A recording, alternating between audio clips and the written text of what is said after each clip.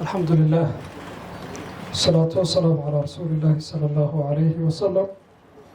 مدحوينك حقيقة جمهورية سوماليلاند مدام محمد علي وعبدي قدومية حقيقة قلها وكيلنا مدام علي حامد جبريل وزيرك وزارة معدنية تمرتا مدام أحمد جامع بري قدومية قبلك عبد الرشيد حسن أحمد ودنا كري قلها وزير هذا لتلياش مدحوينها xildhibaanada golaha labada gole madaxda kale xisaabiyaha guud iyo maariyaha iyo doodooyinka iyo dhammaan marti sharaftaba waxaan idinku salaamayaa salaamta islaamka assalaamu calaykum waraxmatullaahi wabarakaatu.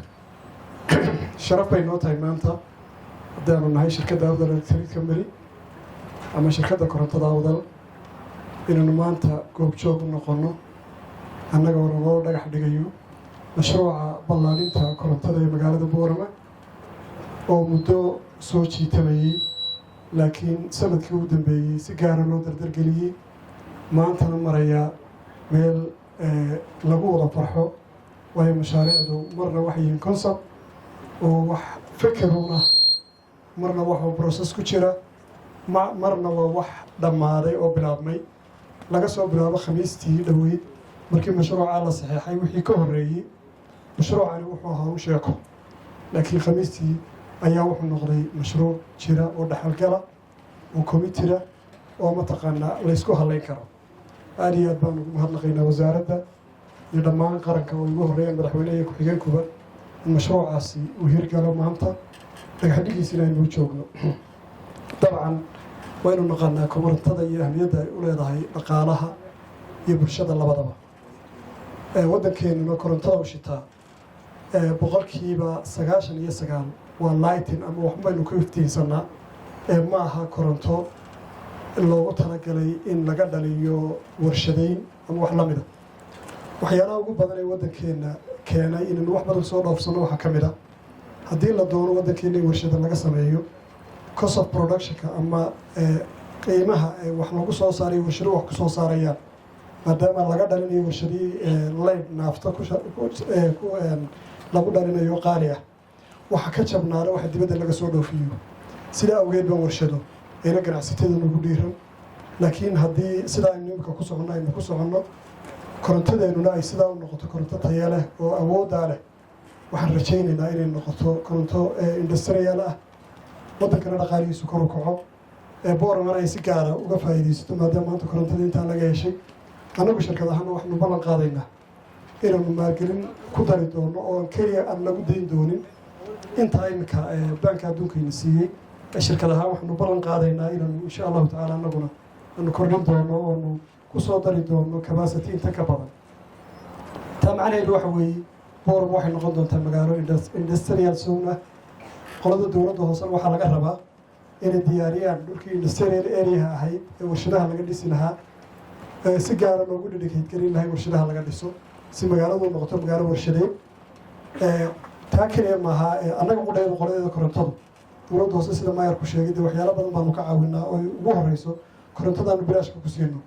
waxaanu uga fadhinaa maadaama iminka loo guurayo tamartaa cusboonaatee tamartaa jaban dhulka lowlaankiina marka inta badan uu dhasku ku badan yahay soolarka marka la dhiga dhulkan uu dhasku ku dhaco performancekiisa iyo waxsoo saarkiisu yaraado in dhulku buuraha dushooda maadaama magaaladu ay buuraley tahay dhul dan guuda oonu soolarkaa dhigno oo industrializer magaaladuna ku noqoto inayna siin doonaan ayaanu ka rajaynaynaa dowladda hoosena dhulkaana insha allahu tacaala. taasi waa taa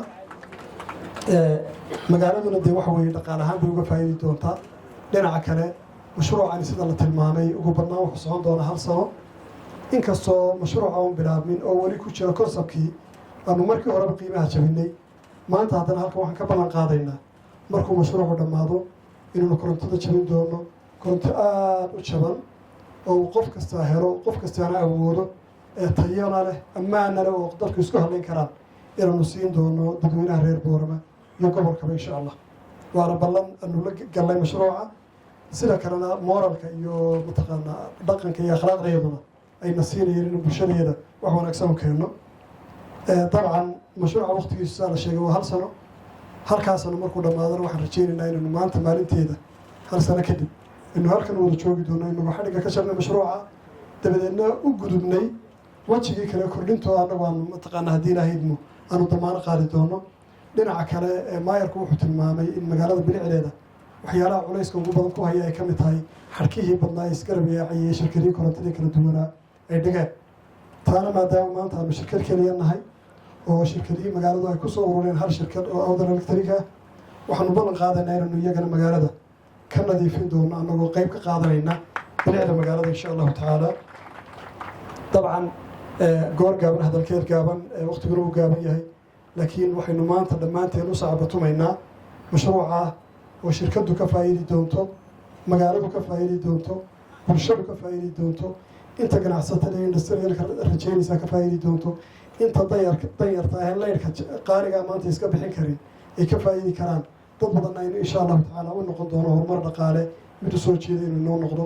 aad iyo aad baan idin salaamaya. asalaamu ullahi calaykum waraxmat ullahi wabarakaatu.